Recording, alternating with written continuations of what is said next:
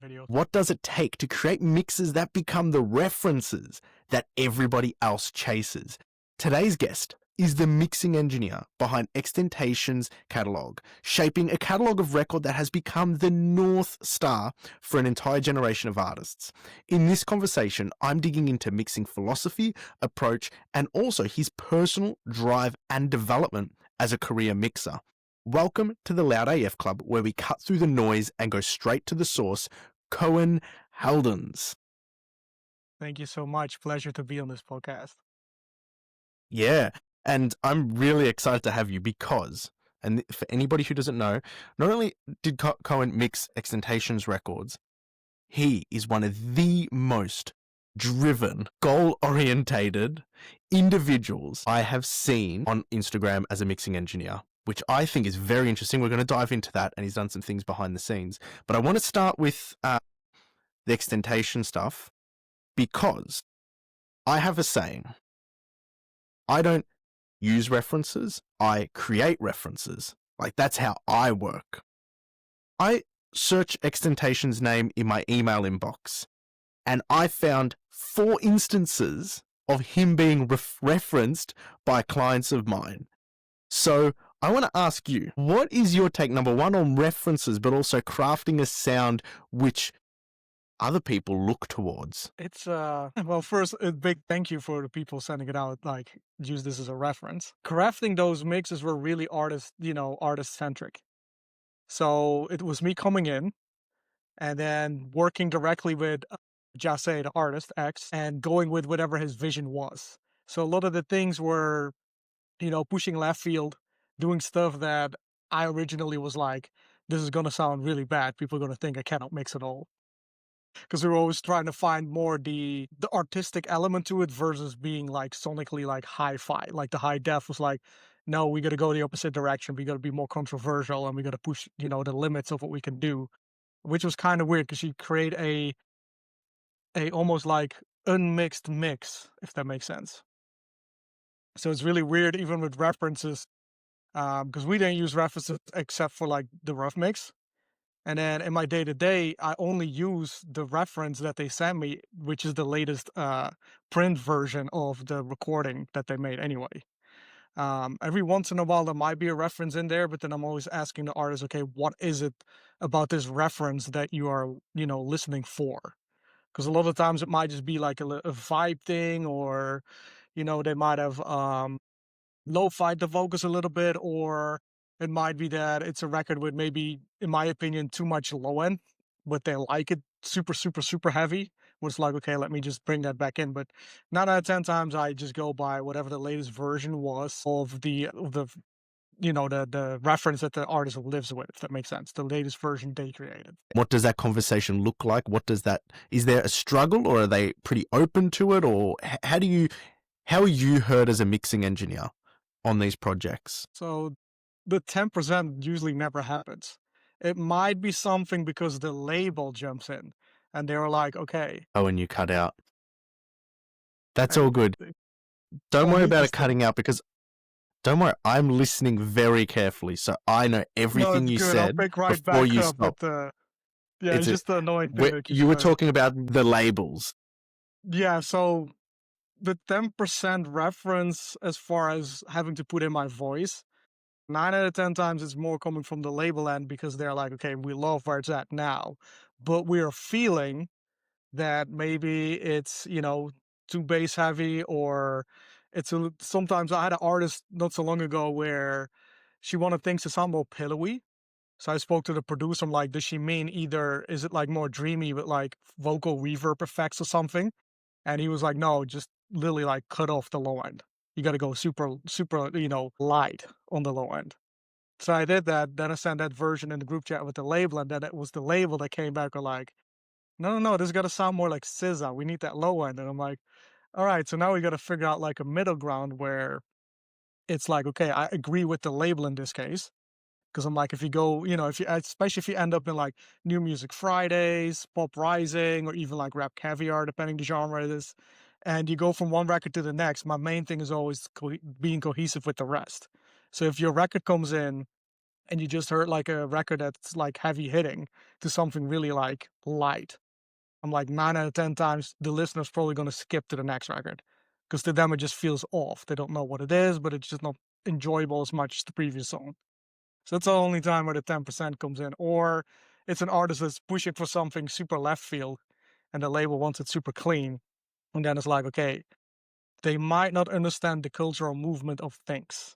So then you have to kind of be like, okay, we got to go with the flow of the artist. Like, trust me on this. It sounds completely weird, but it's going to work better than what you think it should be.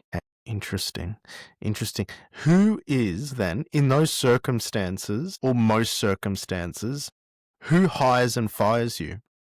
Is it the label bringing you on board or the artist? Who gets Always the ultimate say artist. whether always the artist? So Always the that, artist. that's really good.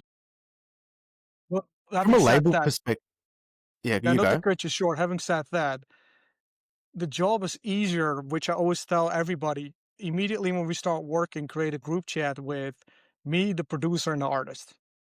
And then a lot of Okay. times we just sideline that situation where I go directly to the producer. So I do a V1, send it to the producer. Producer gets back to me if he has any notes. And then because usually the producer has lived with the artist in the studio for much longer than I have. Usually what I ask to do the first thing when they hire me is to get a group chat going with the A&R, the manager, the producer, the artist, and then I usually sideline that conversation with me and the producer directly. I'll send a V1 to the producer because he's lived with that artist in the studio for forever, so he knows much better how he or she wants to have it sounding. Then once the producer says this is ready to present, then we dump it in the group chat. And it saves a lot of headache because a lot of times an artist is maybe like at one artist where she loved where it was sitting, but she couldn't point out what the issue still was. And then I Okay. told her, FaceTime me, let me send you a streaming link. Then she's like, yeah, listen to my vocals and then listen to the reference. And I'm like, in the reference, you sound more like underwater, cloudy. And I opened you up. And she's like, is that what I'm hearing? Can you close it up again? And then I just, remove the high end of her vocal. And she's like, yeah, that's what I was hearing. She's like, now it's perfect. And the problem is if you don't have that artist input and the artist is trying to convey that to the A&R or the manager and then they're trying to convey it to me, then I'm like, I don't know what she means or I don't know what he means. And in this case, it's like one simple phone call, less than 5 minutes. They don't have to come to the studio or the house. They can do it from wherever they are. Done. Fixed. So there's no like taking the micromanagement out of everything, being efficient. Yeah, that's a really good resolution for that because I think what I was trying to dig into is as mixing engineers we face so many different kinds of kinds of projects and some of them are straightforward mix V1 sign off in 10 days it's finished and sometimes it's 3 months and specifically with your work it can be left of field in the sound of it. So navigating those creative mixes and those journeys is important. And ultimately, I think the resolution with that arc, which I'm trying to point at so people listening can learn, is communication, which is a super strong thread across the board. But in addition to that, your method for that is V1 to producer, get that to a point where you can push it into a group chat with visibility to everybody. So you weed out the head fucks with the producer, and then it goes across to everybody, and then it's a bit of diplomacy because then everybody gets their voice heard in that one chat. There's no Chinese whispers, so to speak. So No, exactly. that's And I good. think that the other thing too is I feel like we're providing a service where you got to leave the ego at the door. To me, it's always like the artist dictates what it should sound like. Like, of course, I might have my input here and there. There are mixes where I might want to change some arrangement things just because I feel it might flow better, or I might want to sonically change something. But then what I usually do is we just get a really good V1 going. And then I might be like, hey, let me send you an alternate version of what I think, personally, taste wise, what I think could work better. And then 9 out of 10 times they're like, scrap it because they're so used to the version they've been living with for the past 6 months. But every once in a while, keeps doing that. I don't know. So I was saying, so I usually have to Every once in a I let while. the artist dictate. I send an alternate version. to figure out if they like what I would do with the record more or less arrangement wise, maybe some sonic differences. And then a lot of times they don't go for it because they're so used to like, the demo-itis situation because they've been living with the record for so long. Sometimes it's even the label where the label is like, well, we approve this version. We don't want you to reinvent the wheel on that, which, rightfully so. And every once in a while, it's a situation where they're like, hey, actually, this does work better. Or I've had times where I've had a sideline with the A&R and the producer where they're like, hey, let's now it's mixed. Let's actually do some arrangement changes. Can I send you some additional parts? Because now we hear it fully mixed, but now we hear like it could be better still.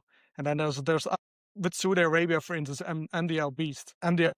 So with Saudi Arabia, MDL Beast. What I do a lot with them is we do like the streaming calls because there's a lot of things that they want to do as far as arrangement changes, production changes, special vocal effects, and all those kind of things. Because they're like, this flow is good, but we want to make it better. So I think it's also a territorial thing where in Europe, a lot of times they send me completely dry stems, the same with the K-pop people. So it's like you have the reference that they worked on, but then you get the dry stems because they're like, you can do it better. I'm like, it's not that I can do it better, but I don't want to start figuring out what you guys did, get that to a point where it's pretty much identical, and then do what I'm supposed to do. So that's always like a little conversation that needs to be had that I feel is very European. And then with the Yeah. K-pop stuff, it's weird because a lot of times they would send dry stems with the reference, then I ask them for the wet stems, and then they're like, no, just do a V1. And I'm like, it's going to be 50-50. You either love it or you hate it. But then the real thing is they always love it. When I'm like, how do you love this? Like, this sounds so different from what you guys have done. Interesting. Interesting. Okay, a few things there for logistics. Number one, if people are dropping new stems in or new production stems in, are you charging more? Are you doing overages? No, I always do a one fee and it's an all-in fee. And nowadays I'm Okay. bundling it Next. with like, for instance, Atmos and stuff. So it makes it more easier for everybody to like deal with it. Okay, easy. Are you doing the Atmos as well? Okay, cool, cool. And then, We okay, figured out a so good in system for parallel, it too. yeah, what's the system? So we always felt there's too much invention going on. Like people are used to a stereo mix to be a certain way. Of course, Atmos is new. But the thing is, it was actually Sean over at Sweetwater, who works for Sweetwater Studios. He was showing it the same way. So we use it as a quadrant. So basically, you replicate the stereo front mix to the back, of course, with a dedicated LFE channel. And then you can kind of work a little bit with the spacing, but you definitely start using the height a bit more. But the reason for doing this is because majority of the artists just don't like the fancy stuff. And then also you got to keep in mind certain situations, certain rooms, certain cars that have Atmos. Now, if you have stuff that's in the front, but it's not in the back, and you sit in a different, you're not sitting in the sweet spot anymore. Now the mix is just weird. And even the funny thing is when you listen to the mix on your iPhone. So even when you listen on the mix on iPhone, great thing is like, cause when you put it horizontal, or I mean, vertical and Horizontal. horizontal, then you get, horizontal. Then what you get is it's weird because you get the binaural mix through all the speakers of the iPhone, so it still sounds like the stereo. And then if you go with headphones binaural and you play from stereo to Dolby to Apple and do all those formats, the stereo mix all sounds identical. So it's for the Interesting. artists easier because they're like, okay, this is not like I don't have a guitar flying around my head or vocals flying here and there. I mean, there are also examples like Jimmy Douglas did like the Atmos for Future Sexy Love Sound for Justin Timberlake. This was like last year when I was living in Miami still. Went to his studio and he played how he did that situation. And I was like, well, the problem you have with majority that we do is if it's a rap or hip hop record, usually it's a melody loop with programmed drums, a vocal with ad libs, and maybe some doubles. What am I going to do with that in an immersive space? Yeah. But Then we okay. have a pop record, you could do more, but still, you don't want you don't want all that movement. So you don't want to have all that movement happening in the Atmos mix the way that most kids are doing it. But then it's also a thing of like that's their main thing that they're doing. And then also with most labels, what I've noticed it they see it more like as an admin job. So it's more like, and it technically is because you're up mixing from stereo. And then I use Logic for that. So it's literally, I have a template and I put the stereo stems in there and then I duplicate them to the back. And then I just make double sure a being with the stereo that it's on par with everything. Are there any? I'm curious. Do you have to keep everything phase aligned when you're doing that? So when it folds or the metadata moves, it doesn't go whack. Yeah, you still have to, you have to take care, make sure that your phase alignment is there. Because if it's not, you might end up with some really interesting Yeah. artifacts. Interesting. Interesting. Okay, so that's good to understand the logistics there. You're not the only person doing that. I've heard a few other names up mixing in part It seems with to be their work and their the service. more you've heard it from more people. It seems with artists that this is the better way to do it, basically, the more approved way, because you don't reinvent the mix that they love. They don't have any like weird, unexplained things flying around. So when everybody is like listening to Atmos, it's not going to be like, oh, this sounds completely different from what we're used to listening in stereo. Do you think then, and I'm going to ask you for advice for me. No, actually, question to you. Are you doing this in a full speaker setup or just on binaural renders? Yeah, I figured.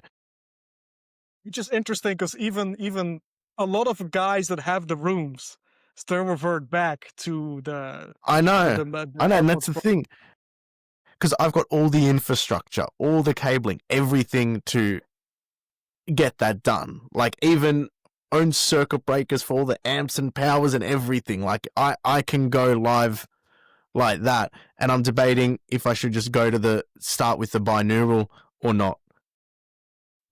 Because yeah, I was just No, you curious. have So this you're doing it all on binaural? infrastructure. I would just keep it like more like a safety check, like we still do, like even with stereo, with just like regular headphones, where it's like That's it's just your interesting. double check, your auditorial check of like, okay, does this translates also on this device in binaural? That's what I would say if you have the infrastructure. Yeah, okay. 'Cause, I Good. mean, technically, Good. we still mix on Interesting. full range speakers, but everybody plays back on an iPhone. Yeah. Kind of the similar Wow. thing. That is a similar thing. And curious, just so I can get an idea of rates, because I think Dolby Atmos is like the Wild West at the moment. How Totally. much does it cost? How much is like the ad cost for having Atmos packaged with mixing? So it's capped. A lot of labels are capping it.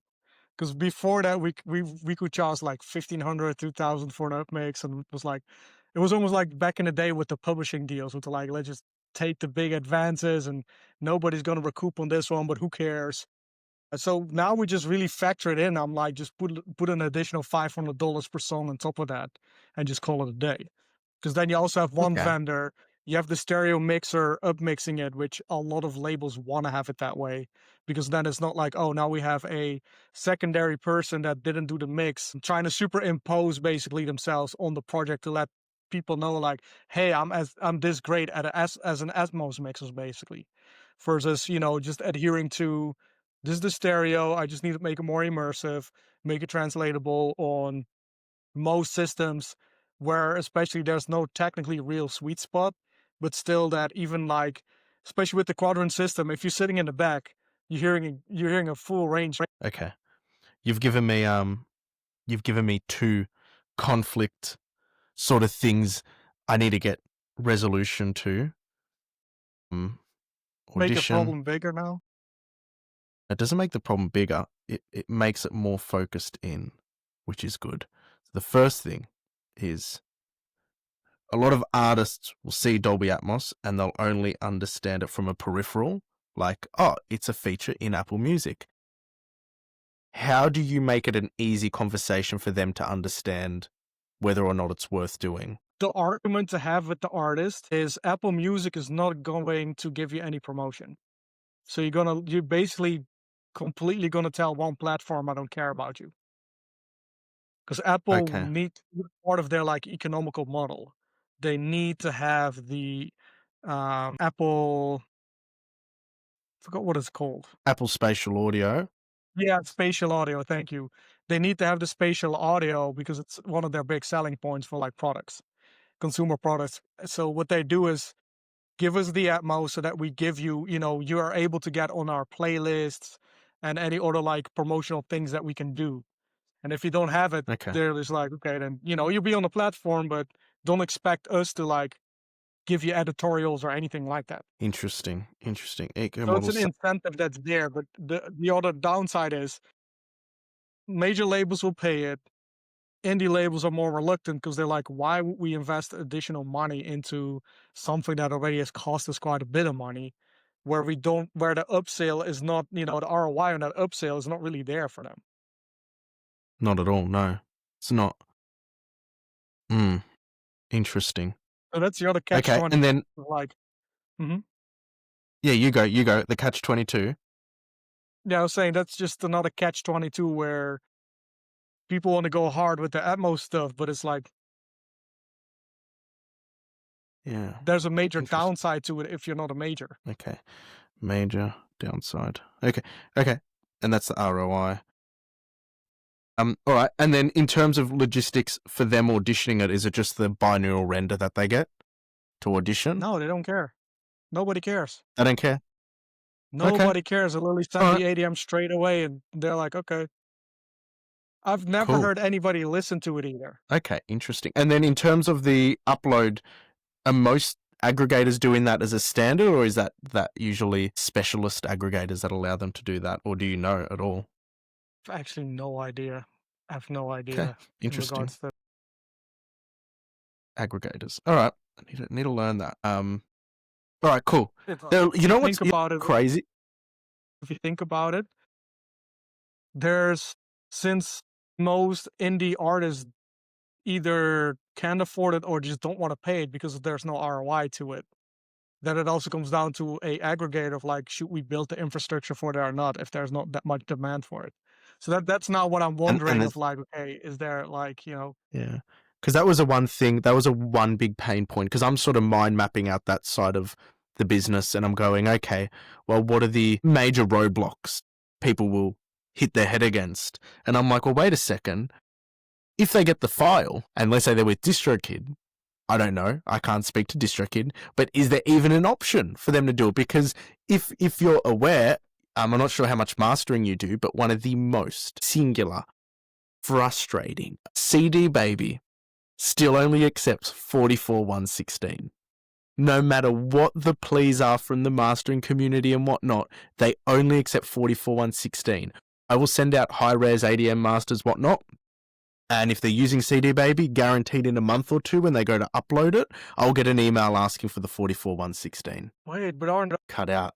aren't there like a lot of DSPs that now accept only 48 and above? Because I know Yeah, there technically are. Universal for delivery wants 96K minimum.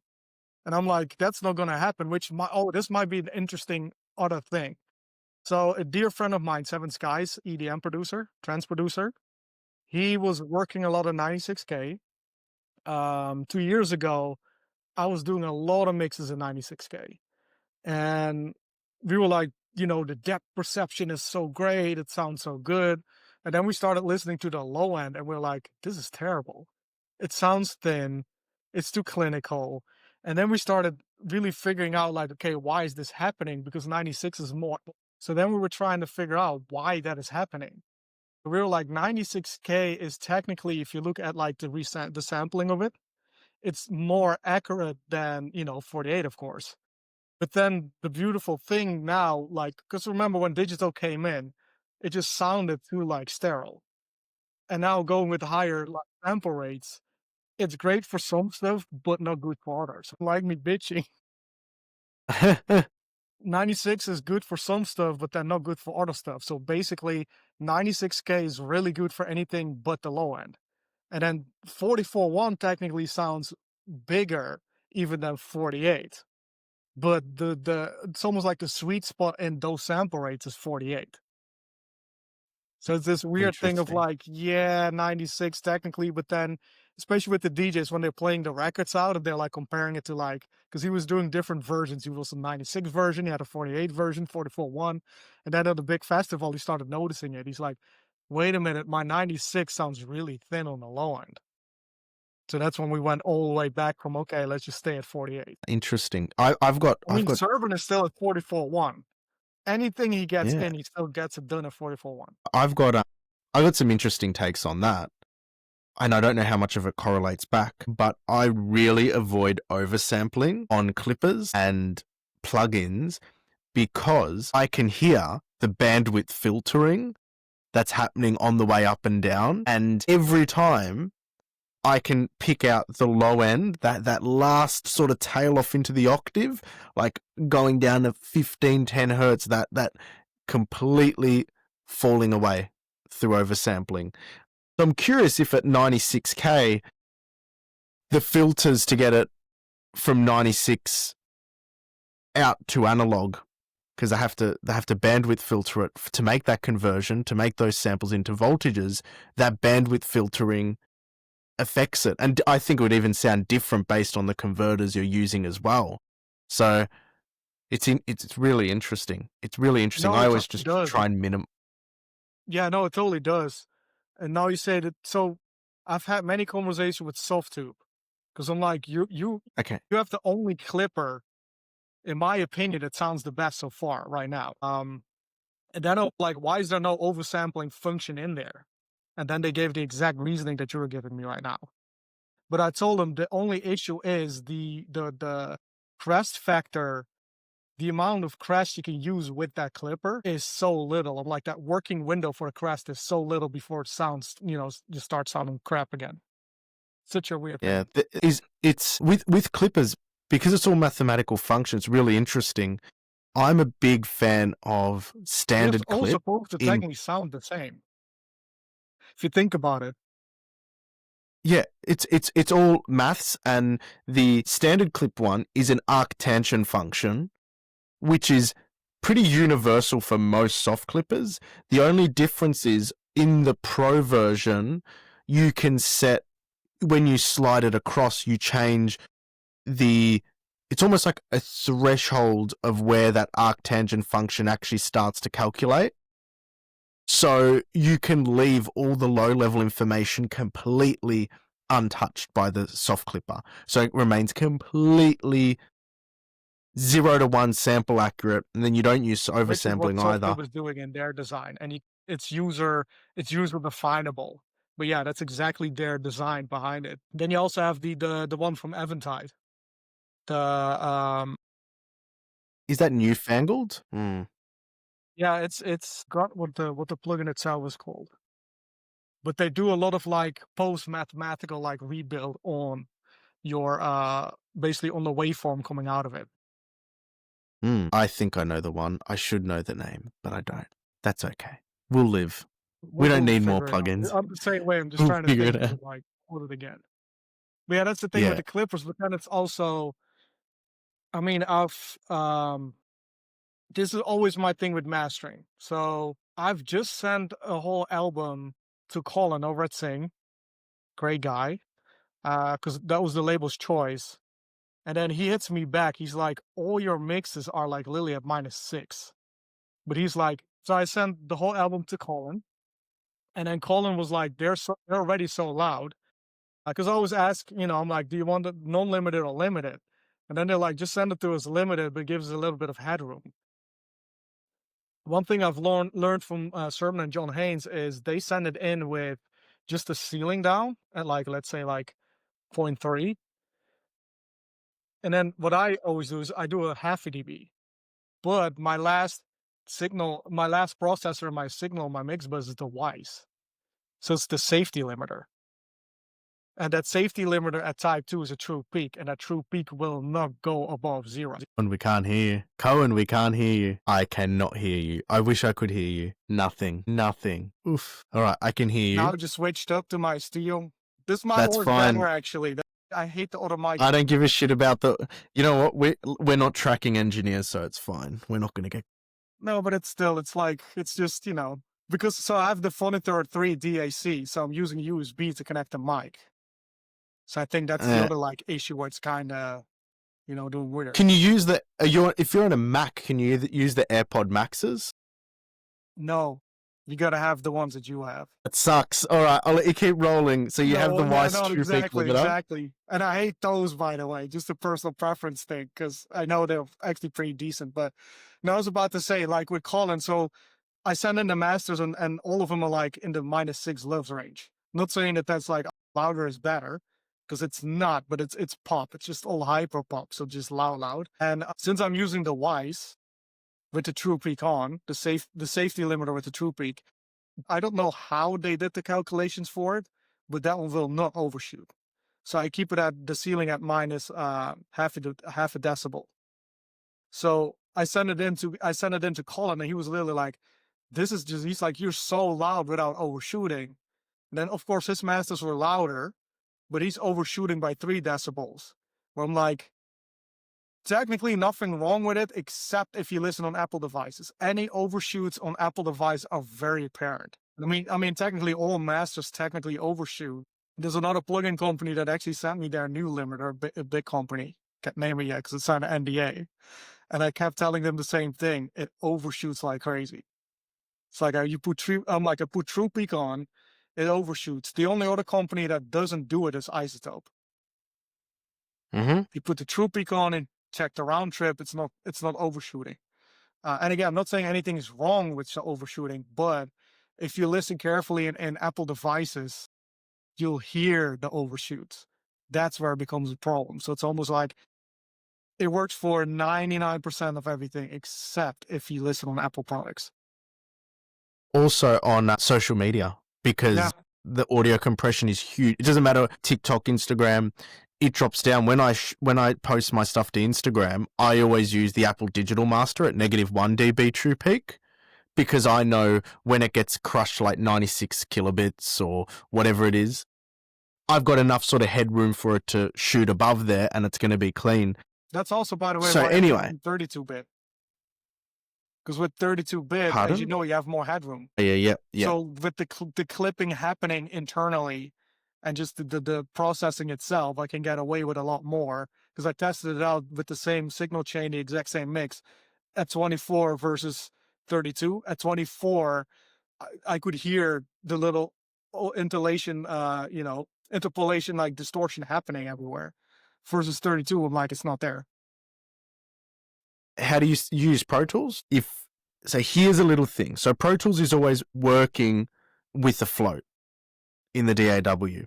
And this is something I learned about, and I DM'd you about at the issue I was having.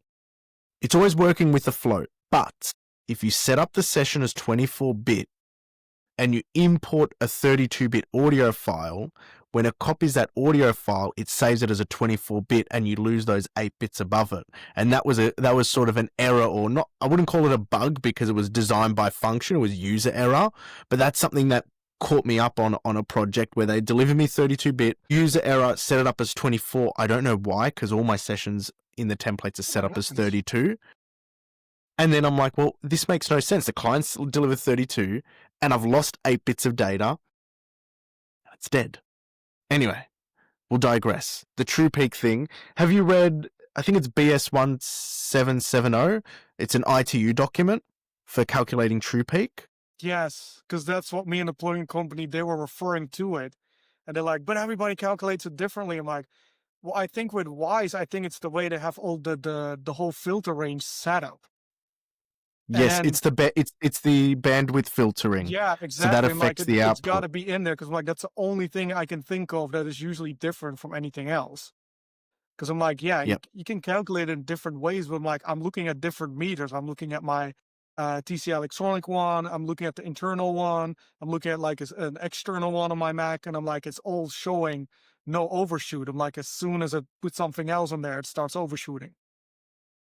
Yeah. Do you know a simple way to not how's this? When you have the issue of sample peaks and you're trying to get rid of them, you are entering a game of compromises, because you have to oversample, and to oversample you have to add bandwidth filters. But then how do you set up that oversampling? And how much of that oversampling you're using? And the bandwidth filters, are they FIR or IIR in response? And where do you set them? And then with the filters responding, what are they called? They're like buckets. There's a different word for it. Bandwidth size or whatnot, like 256 or 512. I can't remember buckets, though. Sorry, yeah, I can't remember the. There's anyway. So you've got the different ways you can set up those filters, and all of them have a trade-off. Some are better than others, but then they're worse in other ways. Simple, and this is why records from the late 90s and early thousands work super well. Super well. Hard clip. I'm not saying this is as advice or a tutorial, but if you hard clip the samples, you end up with the samples at 0, and you got your true peak. And you haven't introduced any of the filters and other things. Now, there are other naughty things that can creep up from that. Totally, but that's also what I feel with the Wise is also happening, because it's always funny when I tell people, oh, I use the Wise DS1 Mark III, and then they look at me, they're like, how do you get the masters this loud, or how do you get your mixes this loud? I'm like, because it's not forgiven. You need to balance your mix very well to get that loud. It will literally call out everything. It'll start overreacting on everything. So I'm like, you need to really get the mix in a really good spot for it to like pass by -8 LUFS. Not saying like let's always go louder, but it's like to get loud, yeah, that's really the focus you need to have. It punishes bad mix choices. Yes. Because Yeah, I can hear and like sometimes I leave a little bit too much body in a vocal. And I'm like, ooh, there's this weird distortion happening. I'm like, yeah, I'm like, it's probably between 400 and 600 that I still have to like sculpt a little bit. Now, literally, the slightest move of like maybe 1 dB on that vocal, done. Yeah. No longer distortion sound. Exactly. Clean. Yeah, actually, this is a tip though for anybody listening, which I do. If I'm ever mixing down something, standard clip, hard clip, -6 ceiling, and I just mix into it. And if it starts crackling up, straight away, pull it back. It's cool, and then it just forces you into this space. But that's not necessarily going to make you a great. Because I mix, so we call it top-down mixing. We load in the stems and then mix them straight into the mix bus, gain stage them in there, and then already you're on par. But automatically you also start noticing if the stems, there's an issue with the stems. Because it starts, like you said, it starts falling apart. Because like I have the machine I had from SPL is the first insert going into the let's see, that goes into the soft tube clipper. So you technically already have 2 stages of like saturation, like non-linearities.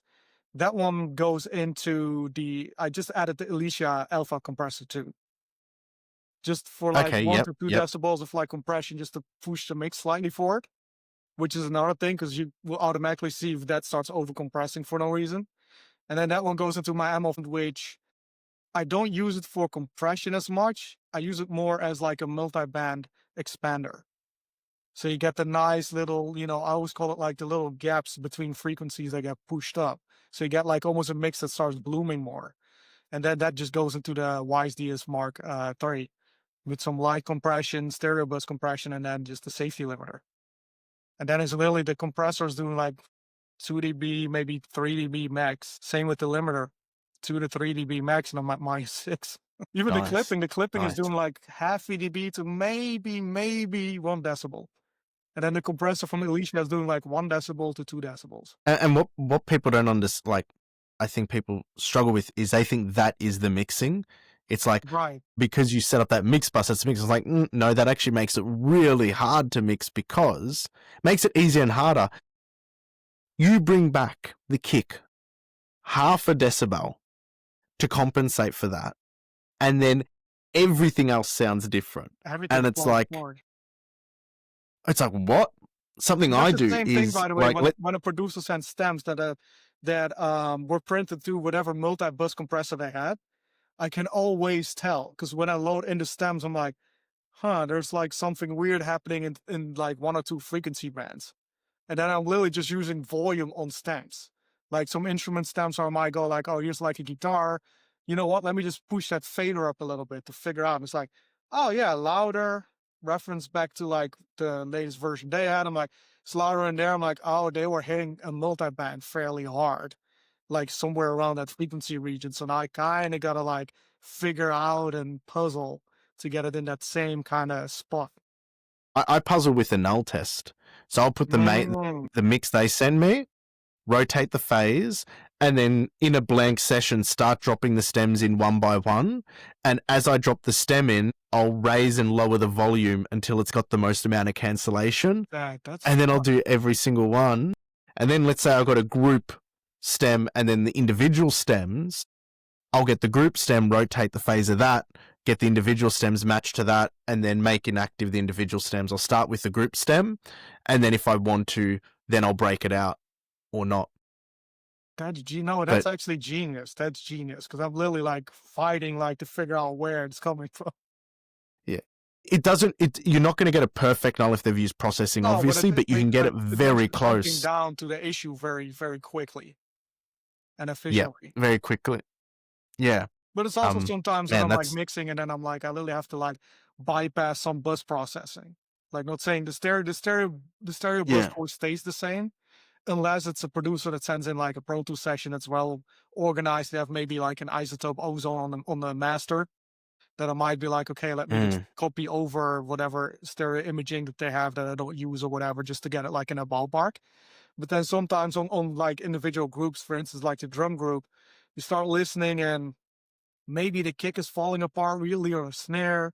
And then start looking at like, okay, what am I doing on that group that, it might have already had so much saturation happening or so much compression that now I'm adding to it and actually make it fall apart more than where I was sitting. So it's like, let me just bypass it. And I think, to me, mixing, it's like the first hour is very intuitive, and then I kind of get like where globally should be, and then literally after that is passive listening and backtracking. Did too much here, did too much there. Bring this back. Oh, this needs more attention. I always try to, once I've got everything dialed in, even on a master, actually, I do the same thing. Once I've got everything generally dialed in, I'll go through section by section, like intro to verse to pre to chorus, and sign off on each section to each section. So I'm like, is the energy moving? Is the tone good? Okay, good. This section's good. And before I actually run it, I'll set up automation lanes. So that way, if I want to, for particular parameters, I can just, instead of having to open up the plugin, enable automation, this, that, the other, I'll have them, all the lanes set up. And that way, as I'm going section to section, I can be like, oh, I'm going to bring the low end down. I'm going to bring the high end up. I'm going to compress a bit more. I'm going to bring the gain down. I'm going to, a good one is, you come from the EDM world a bit, so you'll understand this one, where people do that slow attenuation over the build up and then jack it up. Try it with the soft clipping amount, not the ceiling, but the soft clipping amount.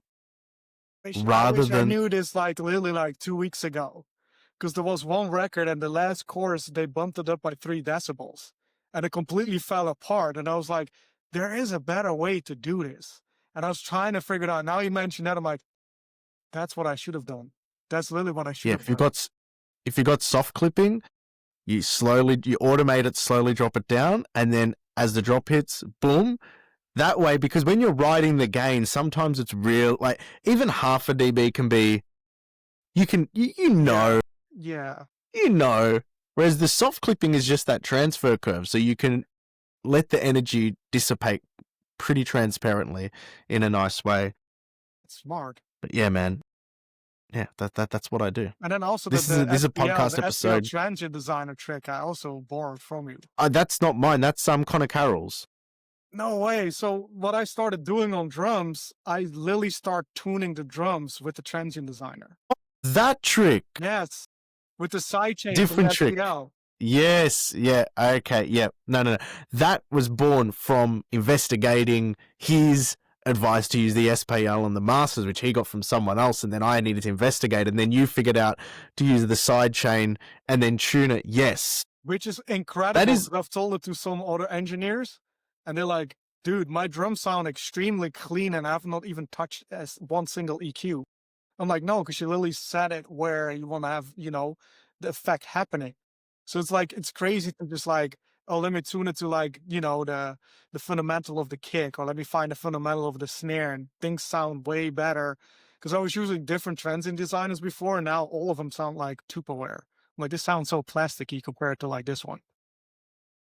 I wish they had like a frequency thing on it, so you didn't have to. Yeah, I've been talking to Plug No Lines. I'm like, hey guys, it would be really easy to just have like, even I was like, even if it doesn't like, if it isn't numbered on it, because you want to keep it authentic, Actually, I just need to bring it up with SPL.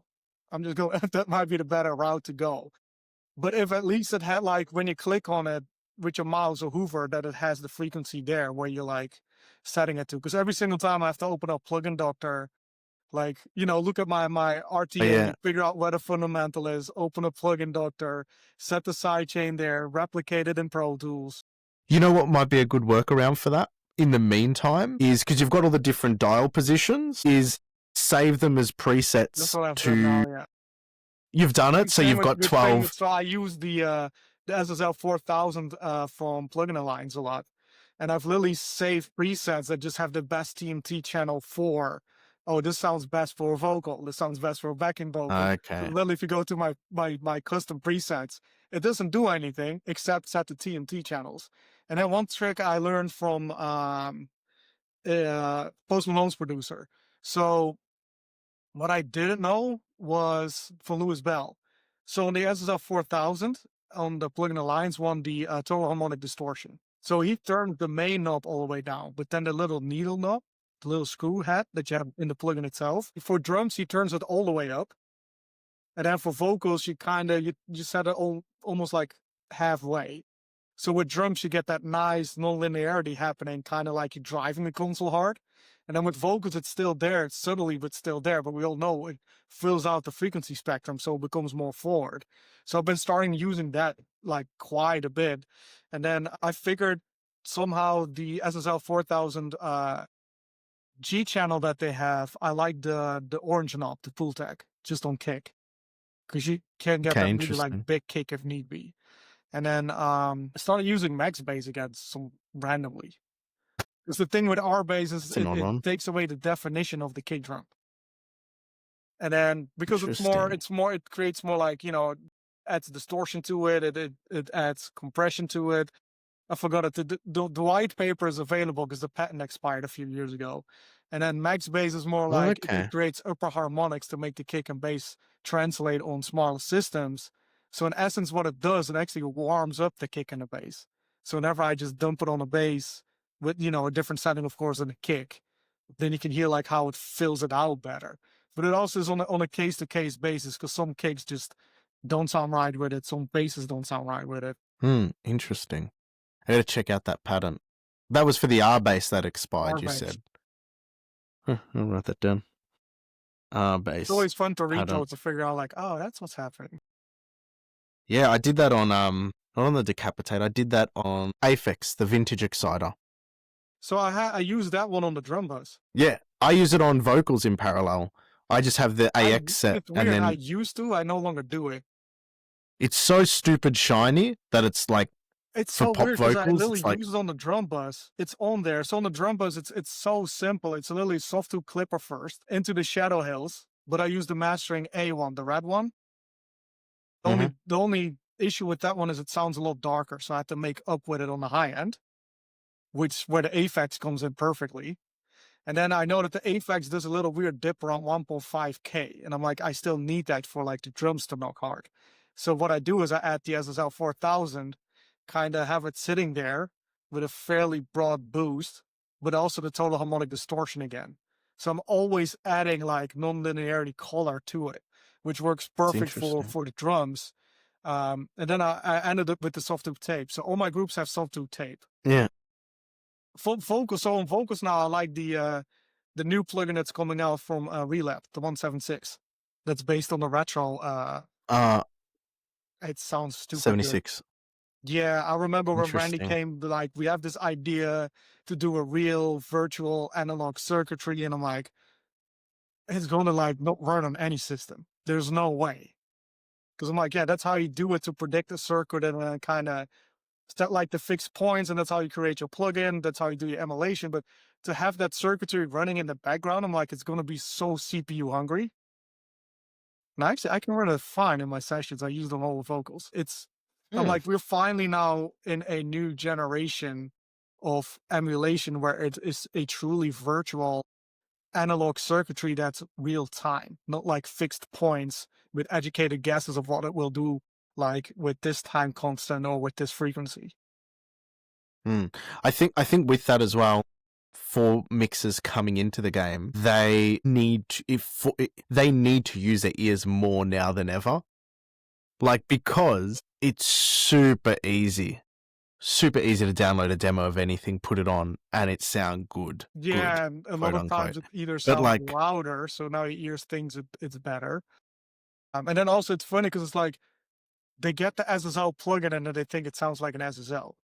And I'm like, no, it does not. It kind of has the characteristics of, but if you ever worked on the board, it does not. And then with tape, I'm like, there's not one single tape plugin that actually sounds like tape.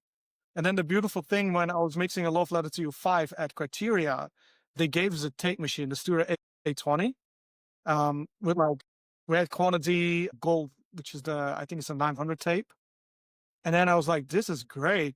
I'm going to have the assistant and the interns come through and listen to tape plugins and then the tape. And they were like, mhm. this sounds so different. I'm like, exactly. But that's why you need to understand that. I was like, I'm reaching for the SSL channel strip because it's muscle memory. I know that, it's like if I pointed to like 800 hertz on the low mid band, it's not 800 hertz. It's most likely sitting more at 500 hertz. Those numbers are not equivalent, but I know when I'm reaching how I quickly can dial in the sound versus you reaching for it thinking you're like, I've got the SSL sound. And that's the same with tape. It reminisces me of the tape and kind of like shaving off the harshness, but it doesn't give me the tape sound, but it is exactly a tool that I want to use for that purpose versus I want to use it because it's tape. No, it's not. The sound of analog isn't. This is in studio, in sessions. The sound of analog isn't actually, quote unquote, the sound. It's the workflow and that sort of intimacy with the technology. So when you've got an SSL console, or like even with mastering gear, like the Verimu, and when I'm dialing it in, I can hear the sound change the way I'm pushing into it and out of it, and it's an interaction almost to understand your gear and what. So the sound of an SSL isn't necessarily the single channel strip. It's the having an entire mix spread across the board and then pushing that mix into the board and knowing where to push it and how to push it. And that's an art in itself that there are some engineers who do it amazingly, but it's not the fact that it's an SSL. On Love Letter to You 5 because he wanted it on the board. Yeah. And I was like, we can do it, but then he wanted to do it on a 9000. I hate the 9000. It's a strong word, but I'm like, the reason why I say that is because it is capacitor free. So they made it as clean as possible, which means you have a small working window. You got to stay within a certain set of parameters to make it, to make it sound clean, basically, because that was their whole mission. And that's why the 4000 became a plugin, because you were supposed to push it hard. It's like, it wasn't designed for that, but that's what made it sound like, that's the sound that you want to get out of it. So that was the other thing that I was trying to explain to them. I'm like, it was weird when people were requesting a 9000 plugin. I'm like, we were all like, why do you want to have a 9000 plugin? It technically is supposed to sound as clean as possible. You can't drive it hard. It will fall apart quickly. 4000 is more like, it's technically not supposed to do this, but it's a great artifact that works for the art that we work with. And like you said, people that really mix on the board still, it's a true art form, but it's like literally playing a musical instrument, which that's what I miss with the plugins. Cause you're tweaking it, but I'm like, I don't have that interaction that you were saying. Cause I'm like, I dial it, but then I have to like listen to it 4 or 5 times to kind of figure out what's going on, versus indeed when you're working with real voltages going in and out instantly, like it's literally, like you said, it's that feel thing. And you're like, yeah, there it is. Yep, you heard, there it is. And then somehow with the plugins, it's like maybe not. It's like an electronic drum kit versus a real drum kit. Yeah. It's like, like they're electronic drum kits that sound insanely good and they've got great dynamic control, but like you can't play into them the same way. So yeah, I think that's really interesting. I want to touch on something else because this is becoming a long episode, but I need to ask. Well, it's because this was an important part of having you on. Was something I admire about you is your goal and drive in everything you do.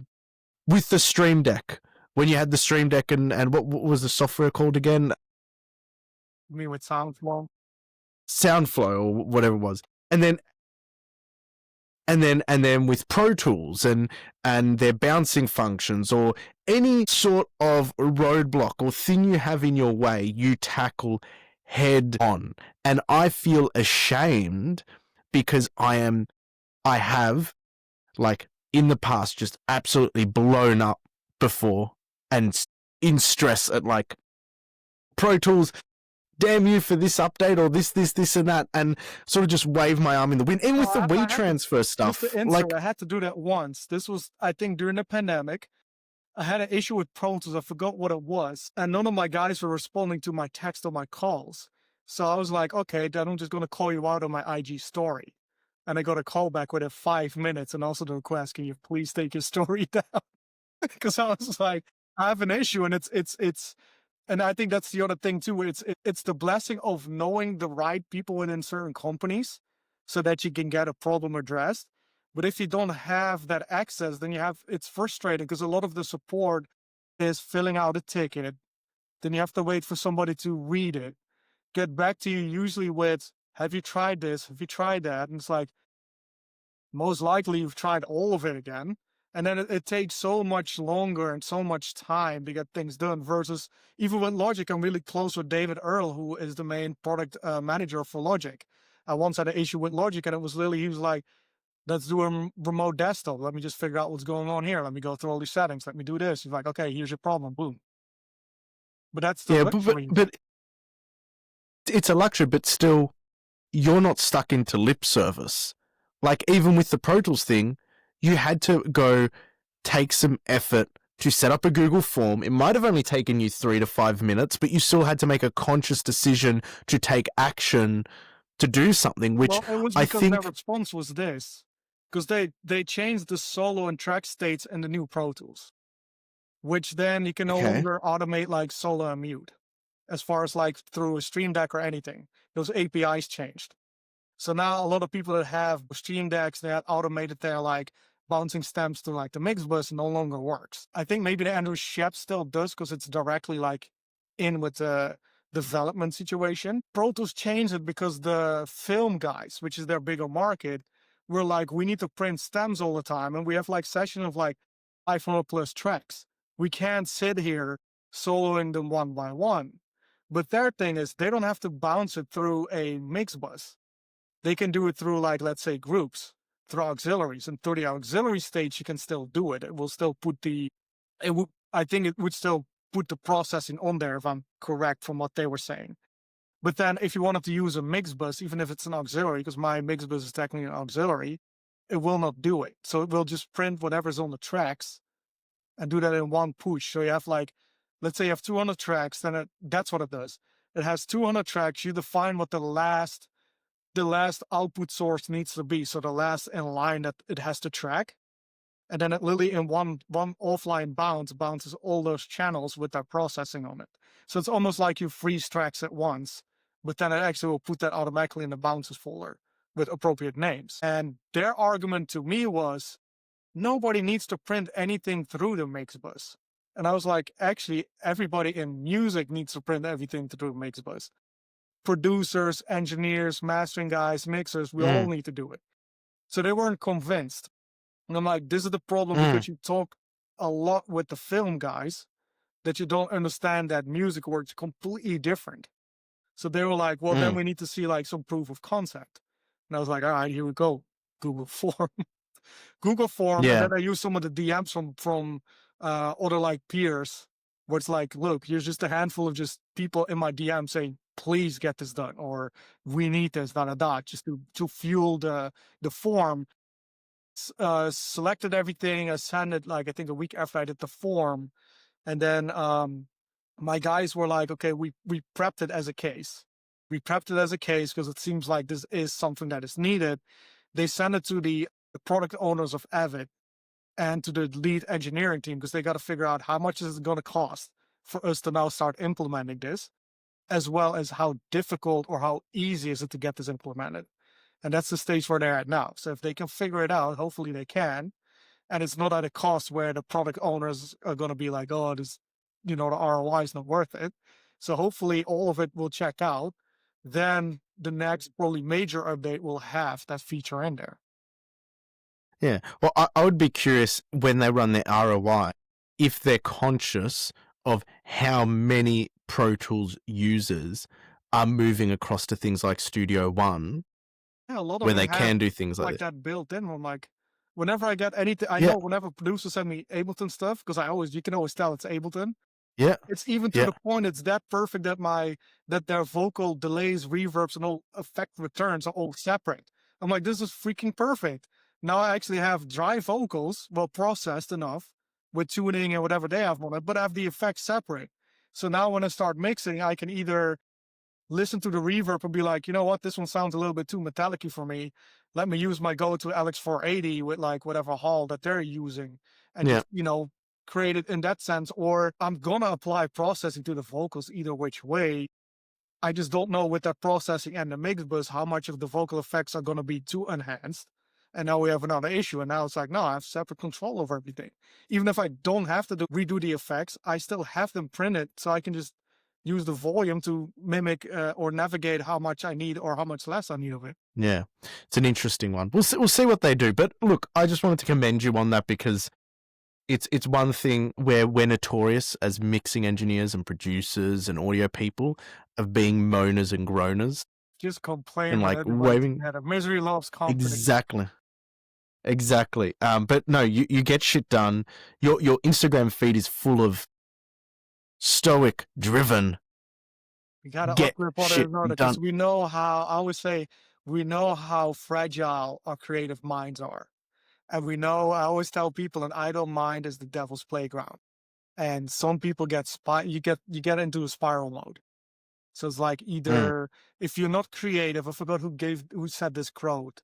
If you're not creative, we're meant as people, as humans, to be creative. So imagine a creative not being creative. That leaves a lot of room in their minds to go over every scenario the way our brain works. That is just bad. And then it just gets snowballed. So now you get into this complete downward spiral or comparison, social media. Comparison is the joy of thief, the thief of joy. So you deal now with a situation of like you can compare it to everybody else doing stuff, and maybe you feel you're that talented and you should be doing the same stuff or bigger, but now you're just only comparing. So now you're just getting into that negative like spiral of like, why not me? Why am I not there? And instead of just going with the flow and being grateful for what you have, what you do now, and everybody's time will come. So it's always trying to interesting. elevate people and keep them motivated of like, keep doing you. Yeah. Or even everybody's time is now. Yeah. Because we can all look to records I've worked on, regardless of how big or successful they were or not successful they were. And in that moment in time, we were doing something that was like, oh, this is amazing. But we didn't have the gratitude to appreciate the process. And then we Yeah, sort it's of always fail hindsight ourselves is a little bit. 2020. I tell people all the time, like, I know. did you know that you were? I'm like, no. But then we also got into the spot with Triple X where everything just went gold and platinum. And then you get in this weird mindset of like, this is too easy. Anything we do will go gold and platinum. And then you get that really jaded mind space of being spoiled in that regard, which is really bad too. Where Hmm. it's like, no, this is also not Yep. good. Because now the art eventually will start falling by the wayside because now you don't no longer have that drive of like, let's keep creating something cool versus whatever we do goes gold or platinum anyway. And I'm like, that's also the Yeah, wrong mindset. but it's also like with the creativity or with the mind, I think that only happens like you need, how do I put it? It's like an engine. It needs all four things. It needs air, it needs fuel, it needs fire, it needs a space to expand into. And that is magic, but it's also pressure. It's also, you know, intensity. Like you have when you're in like I think everybody can relate to this. When you're in big growth phases in your career, you're like driving and pushing really hard and you're like smacking down into it. And I'm curious what your take is on this then. With all of this said, and with your framing of how you work and you approach your work with this really driven mindset to go kick some ass, how do you feel as a community we can do more to encourage that? And the reason why I say this is because when we met one another, you're really kind, really enthusiastic, very, very supportive, outgoing, and that was felt, which is good. But I am sure, and I'm sure there are many communities that would look upon somebody making YouTube videos as a professional, and they'd look at it negatively. And I'm not saying this is a woe is me, but it happens No, they across the do. board, They not do. just in this circumstance. And it's like, well, wait a second, how do you nurture the positivity in the community so everybody can go out and kick ass? It's tough. It's tough because I feel, especially in our industry, because it's so cutthroat and competitive, I feel that everybody automatically thinks that they're like competition to one another. Meanwhile, it's more about what I always look at things like what's for you will always be for you. So I'm not here to come and, try to figure out what you're working on in a way of like, how can I gain it? It's more like, hey, like back in the day, what are you working on? Like if you were in a commercial facility, like, oh, let me just, let me check what Nicholas where he's at now. Let me hear what he's working on. Oh, this is really cool. And then you get more of the community vibe of like, playing off one another. Like, maybe I might be like, hey, this would be cool to maybe do this. Or you pop in my room and be like, hey, this might be cool to do this. Or I'm dealing with an issue that I'm trying to figure out. And it's like, oh, it's easy. Let's just do X, Y, Z. So to me, it's like creativity is a collaborative effort all the way up until the record is up. So why are we always looking at the situation as if like, no, you're competition? It's always so weird to Yeah, me I when don't like get it. there's so much work and talent out there. There's like we don't have to be like, oh, I'm not gonna hang with this person or deal with this person. Or to me, it's the same with like any techniques and tools that we use. I'm just gonna safeguard everything I do. Like for what? Either that insecure about your own doing, because I can literally give you my whole entire template. I can give you the same mix. Yours is going to sound completely different from mine with the same exact settings because it's just two different Yeah. brains function different. And people never understand that. Where I'm like, because I think Dave Fontado once said it famously, I can teach you what a good, I can, I can, I can show you what a good snare sound is, but I can't teach you. Which I think that's a thing with mixing where it's very difficult to teach how to mix because it's such a Mm. subjective artistic field where I'm like, I can really like, even with artists when they come through and they sit in, I'm like, I'm probably going to do this completely different if you were here with the same record, tomorrow. Like I'm doing this now and it's even when I pull up all the sessions, I'm like, why did I do this? But then it sounded great for that. And even if because sometimes I just start to mix from scratch again, where I'm like, I don't really feel where this was sitting. And then you look at everything Mm-hmm. and you're like, I'm doing it completely different now, but it's such a weird thing. But even sometimes you get almost identical to what you did the last day, but it's completely different settings. Where you go like, wait, this is interesting. Like it's very much on par, but it's technically completely different. And that's why I'm always like, there's no need to gatekeep anything. As a matter of fact, it's like I just told you, the trick that you did with the SPL helped me a lot. And I know that stuff that I put out there helps other people a lot. So it's like, this is good because it's like, I always say, like, in the universal mind, we're all one. So why not share, the collective wisdom that we all have? Because we can learn so much from one another. Yeah. No, definitely. Definitely. And it's, I think it's also a leading by example. If you want that out of others, do it yourself. Show it in your own values. Like if you actually, this is a good way. If you're an engineer at the moment or a producer who's saying, oh, it's hard at the moment, I'm not getting the gigs I want, or people aren't appreciating me or seeing what I'm doing, ask yourself how much appreciation you show to others and how much you see others in the industry. Because it's one thing to be like, oh, I want the attention, I want all eyes on me. But it's another thing to go, well, you're willing to take. How much are you willing to give back and offer? And who is anybody to expect something for free? Basically, it's like, oh, I want the attention, I want this, but I'm not willing to give it out. I'm not willing to share it. I'm not willing to show it. And I think the leading by example is a good way to finish on this, because I think that's probably the core of why I wanted to go down this line at the end of the podcast with you, because it's like something I see you actively doing. And even on my IG stories, when I have a win or I put out something good, like, you're in there. Like, we've never worked together, and you're like, And it's good. dude, I always love to good see other job. people win. I'm like, this is great. Because I even have Yeah, like, so I'm I like, lost one gig to a really dear friend of mine, Alex Guinea, Servant's son. And then he started literally doing everything for that label. And people like, you're not mad at that. I'm like, no, that just meant that was his entire situation to begin with. Like, there's something else for me that he doesn't have. So we can always compare everybody with everybody. But I'm like, he's the right man for that. And it clearly shows. So I'm not mad at that at all. Plus, he's a good dude. So I'm like, by all means. Because there's other stuff that I'm doing that he's not doing. So it's that weird thing almost like we don't have to like go out there and be like, you know, I'm gonna throw shade on this person because he's doing something that I wish I was doing, but they're not looking internally and having gratitude. Like, but wait a minute, he probably is looking at some stuff that I'm doing that he might have wanted to do or whatever. But at the end of the day, yeah, it's like, no, collectively, let's celebrate everybody's wins, because that also elevates our frequency together and keeps us in this like much better headspace versus that whole weird of like, no, he's got wins. What's wrong with it? Like, why? yeah. No, I get it. That's cool, man. Well, look, I'm gonna leave it there on the pod.